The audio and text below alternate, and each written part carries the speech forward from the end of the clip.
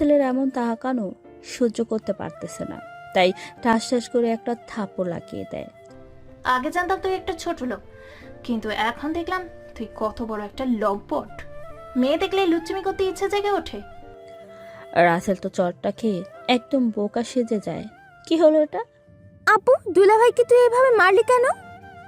তুমি তো দুলাভাইয়ের বিয়ে করাবো, তোমার দিকে না হয় একটু তাকিয়েছে, তাতে দোষ কি হয়েছে? তুই ছোট মানুষ, ছোট মানুষের মতোই থাকবি। তুই কোনো কথা বলবি না, যা রুমে যা। বড়দের মুখে মুখে কথা। উচিত কথা বললেই তো সব দোষ হয়ে যায়। ছোট মেয়ে না হয় বলছি, তাই বলে এভাবে বকা দেবেন? আমার বোনকে বকবো নাকি মারবো সেটা আমার ব্যাপার, তুই তাতে নাক গলাবি কেন? মাইর যদি খেতে না চাস চুপচাপ কাজ কর।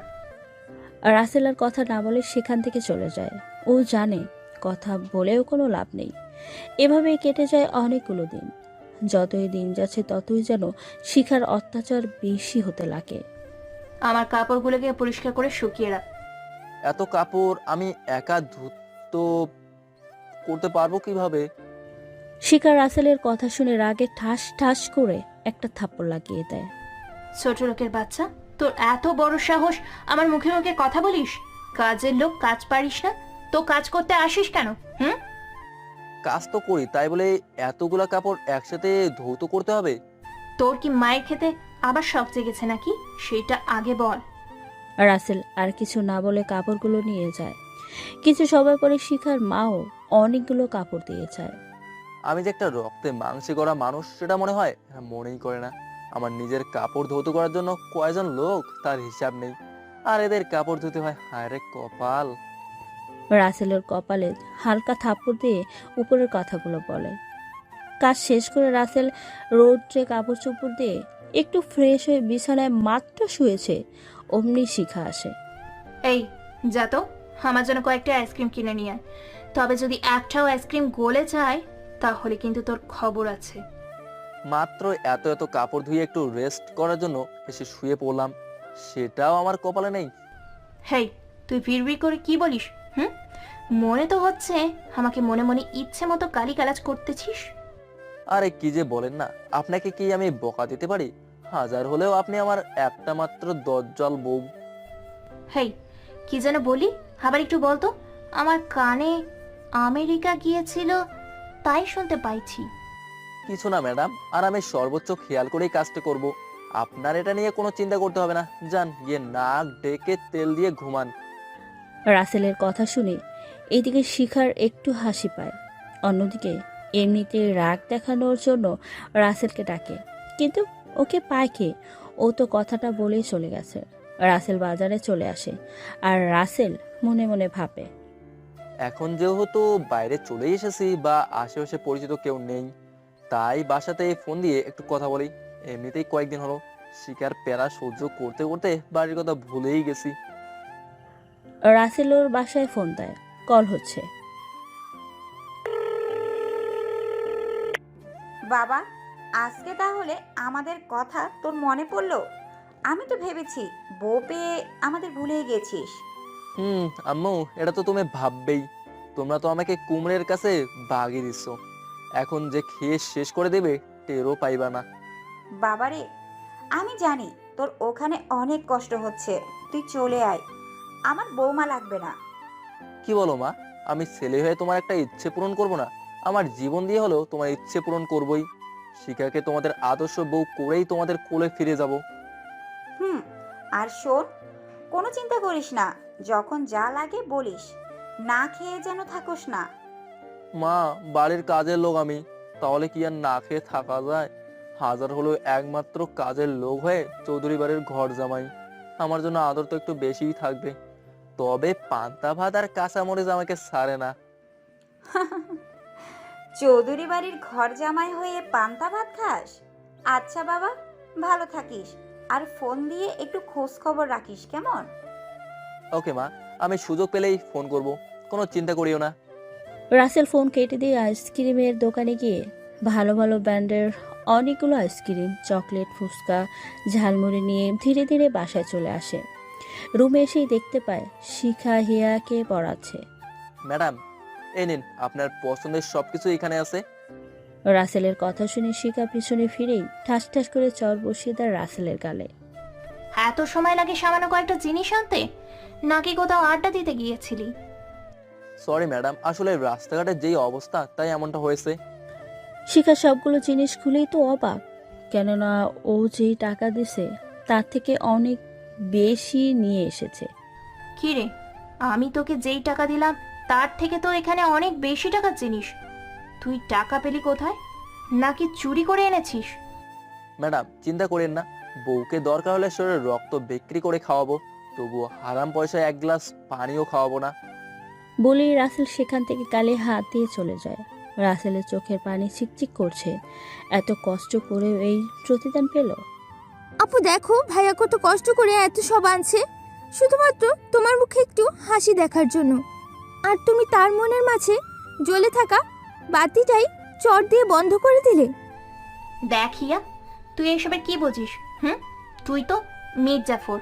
রাসেল কিছু দিলে তোর কাছে ভালো, আবার রাহাত কিছু দিলেও ভালো। রাহাত ভাইয়া তো একদম ভালো না, আর দুলা ভাইয়ের কথা কি বলবো বলো? সারা পৃথিবী খুঁজেও তুমি দুলা ভাইয়ের মতো আর একটা ভালো মানুষ খুঁজে পাবে না। আগের জন্মে হয়তো তুমি ভালো কোনো কাজ করেছিলে, তার জন্য দুলা ভাইয়ের মতো এত সুন্দর মনের মানুষ একটা জীবনসঙ্গী পেয়েছো। আপু, কাছের মানুষকে ভালোবেসে আগলে রাখো, অবহেলায় হারিয়ে ফেলো না। শিখা হিয়ার এমন কথা শুনে হিয়ার গালে একটা ঠাস ঠাস করে চল লাগিয়ে দেয়। আপনারাই বলেন, হিয়া কি খারাপ কিছু বলেছে? ওর মাঝেও তো বিবেক আছে, তাই কথাগুলো বলতে পেরেছে। কিন্তু যাকে বলেছে তার তো আর বিবেক নেই। শিখা জোরে জোরে বলে, তুই আমার সামনে আমার বয়ফ্রেন্ডকে খারাপ বলিস? তোর সাহস দিন দিন বেড়েই যাচ্ছে। হিয়া সেখান থেকে কাঁদতে কাঁদতে চলে যায় রুমে। একটু পরে শিখা হাতে করে আইসক্রিম, চকলেট ও সবকিছু নিয়ে হিয়ার রুমে আসে। ইস, আজকের আইসক্রিমের যে কতটা টেস্ট, না খেলে বুঝতামই না। আর তোর দোলা ভাই সত্যি খুব ভালো মানের জিনিস এনেছে, বলতেই হবে। আর ফুচকার কথা কি বলবো, মনে হয় নিজের হাতে বানিয়ে এনেছে। ইস, গন্ধ পেলেই জিভ দিয়ে পানি এসে যায়। ফুচকার কথা শুনেই তো হিয়া এক মুহূর্তেই দেরি না করে শিকার হাত থেকে কেড়ে নিয়ে খেতে শুরু করে। কি রে, তুই না বললি খাবি না, তাহলে এখন খাচ্ছিস কেন? আমার ভাইয়ারটা আমি খাচ্ছি, তোমারটা তো খাচ্ছি না। দুলা ভাইয়ের টাকার জিনিসের তোমার যেমন হক আছে, তেমনই আমি শালিকা হিসাবে আমারও হক আছে। হোরে বাবারে, ওই ফকিরের বাচ্চা তো তোকে লাভ ক্ষতির হিসেব শিখিয়ে ওর দলে টেনে নিয়েছে দেখছি। আপু, কিছু মানুষ আছে না, বাজারে ফল কিনতে গিয়ে বাইরের চেহারা দেখেই কিনে আনে, কোনো প্রকার ভেজাল আছে কিনা সেটা না দেখেই।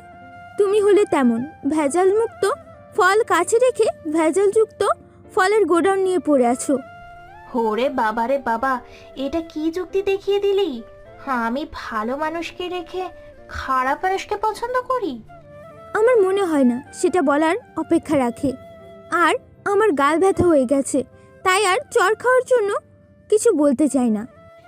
বলে ওয়াশরুমে চলে যায়। এদিকে শিখা হিয়ার কথা শুনে হাসতে হাসতে সেখান থেকে যেই না দরজা দিয়ে বের হতে যাবে, অমনি ঠাস ঠাস। কি ভেবেছেন পড়ে গেছে? আরে না, শিখার হিরো ধরে নিয়েছে। আসলে শিখা যখন বের হচ্ছিল তখনই রাসেল ভিতরে ঢুকতে যায়, এই জন্যই এমন কাণ্ড ঘটে। শিখা তো মনে করছে পড়ে গিয়ে ওর কোমরটা ভেঙেই গেছে। শিখা চোখ বন্ধ করে আছে। রাসেল তো শিখার মুখের দিকে তাকিয়ে আছে, যেন আসমানের চাঁদ ওর হাতের বাহুডোরে। আহ, কি মায়া ভরা রূপ, মন করা বাঁকা ঠোঁট, পাগল করা হরিণীর চোখ, উফ, ভাবতেই কেমন লাগে। এদিকে শিখা চোখ খুলেই দেখতে পায় রাসেল ওকে ওইভাবে ধরে রেখেছে। ছাড়ার জন্য অনেক চেষ্টা করেও পাচ্ছে না, কেননা রাসেল তো এক ধ্যানে ওর দিকে তাকিয়ে আছে। অবশেষে শিখা রাসেলের থেকে ছুটকারা পায়। ঠাস ঠাস করে 4টা থাপ্পড় বসিয়ে দেয়, জোর গলায় বলে, ফকিরের বাচ্চা, তোর সাহস কি করে হয় আমাকে ধাক্কা দিয়ে ফেলে দেওয়ার, আবার এভাবে জড়িয়ে ধরার? রাসেল গালে হাত দিয়ে দাঁড়িয়ে আছে। চরটা এতই জোরে ছিল যে ঠোঁট কেটে রক্ত বেরোচ্ছে। আমি দেখতে পাইনি, আর না হলে এতক্ষণে হাসপাতালে ভর্তি থাকতে। কোমর ভেঙেছে বলে কথা। বলে সেখান থেকে চলে যায় রাসেল। শিখা ভাবতেছে, আসলেই তো ও ঠিক কথা বলেছে। আর আমারই তো দেখে রুম থেকে বের হওয়া উচিত ছিল, শুধু ওর গায়ের উপর এমন অত্যাচার করলাম। ইস, ঠোঁট কেটে রক্ত বের হচ্ছে। ধ্যাত, আমি এই ফকিরের কথা কেন ভাবছি? আমি তো ভাববো রাহাতের কথা। এই রে, এই খ্যাতের সাথে মারামারি করতে করতে রাহাতের কথাই তো মনে নেই। ইস, আমার পাগলটা মনে হয় খুব রাগ করেছে। দেখি একটু ফোন করে। শিখা ফোনটা হাতে নিয়ে রাহাতের নাম্বারে কল দেয়। কয়েকবার রিং হওয়ার পরে রাহাত কল রিসিভ করে। আমার কথা বুঝি তোমার একবারের জন্য মনে পড়ে না? কি যে বলো না, তোমার কথা আমার মনে কেন পড়বে না? তুমি ছাড়া কে আছে আমার? তুমি তোমার বেঁচে থাকার একমাত্র উৎস। সেটাই যদি ভাবতে, তাহলে আজকে 2 দিন হলো আমি কল দিতে পারিনি। কিন্তু তুমিও তো একবারের জন্য কল দিয়ে জানতে চাওনি আমি কেমন আছি। আর তুমি তো জানো আমি ব্যবসা নিয়ে কতটা চিন্তায় থাকি, আর আমি জানি তুমি সব সময় ভালো থাকো। সেটা তো জানবেই, জানো যে তুমি আমার। তা কি করতেছো সোনা? এই তো সোনা, দুধ খাচ্ছি। হোয়াট? কি বলছো এসব? অসভ্য। আরে পাগলি, আমি গরুর খাঁটি দুধ খাচ্ছি শরীরে পুষ্টি বাড়ানোর জন্য। তাই বলো, আমি আরো কত কি ভাবলাম। সেটা তো ভাববেই। আর তোমার ওই কাজের লোক বরের থেকে মুক্তি কবে নিচ্ছ? খুব শীঘ্রই আমি ওর থেকে মুক্তি নিয়ে তোমার কাছে চলে আসবো বাবু। তাড়াতাড়ি আসো বাবু, তোমাকে ছাড়া আমার থাকতে ভালো লাগে না। এইভাবে আরও অনেক কথা বলে শিখা ও রাহাত। ওদিকে রাসেল কাজ শেষ করতে থাকে। দেখতে দেখতে চলে যায় কিছুদিন। একদিন বিকালে, ভাইয়া চলো না, আজকে আমাদের একটু ঘুরে আনবে কোথাও থেকে। কতদিন হলো কোথাও ঘুরতে যাই না। আমার কোনো আপত্তি নেই, তবে তোমার আপু যদি চায় আমাদের সাথে যেতে পারে। আপু, তুমি কি ঘুরতে যাবে আমাদের সাথে? আমরা কিন্তু ঘুরতে যাচ্ছি। রাসেল যখন কথাটা বলছিল তখনই শিখা নিচে নামছিল, আর হিয়া শিখাকে উপরের কথাগুলো বলে। কি বলছিস? এই ফকিরের সাথে যাব ঘুরতে? সবাই দেখে কি বলবে? আপু, এটা কিন্তু বেশি হয়ে যাচ্ছে। একদিন এই ফকিরের জন্যই কাঁদতে হবে দেখিস। সেদিন চোখের পানি আর নাকের পানি এক করেও কুলকিনারা খুঁজে পাবি না।